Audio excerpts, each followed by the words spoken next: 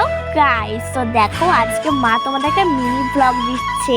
তো মা আজকে ঘুম থেকে উঠে ব্রাশ করছে। তো ব্রাশ করার পর একটু মুখ ধুয়ে নিচ্ছে। তো তারপরেই মা আর আমি একটু চা খাবো, যেহেতু মা এই মিনি ব্লগটা দিচ্ছে পুরো দিনটার, তাই মাকেই বললাম তুমি খাও। তো তো মা দেখো এখন একটু বিস্কুট খাচ্ছে। এরপরেই যেহেতু বাড়িতে অনেক কাজ থাকে, তাই জন্য মা আগে কাঁচা কুচিটাই করে নিচ্ছে গাইস।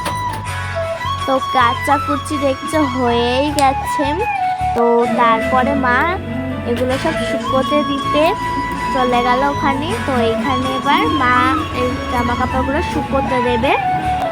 তারপরে মা থালা বাসন মাজবে। এবার দেখছো কত গাইস কাজ। তারপরে মা চান টান করে এবার খাচ্ছেন। তো টাটা।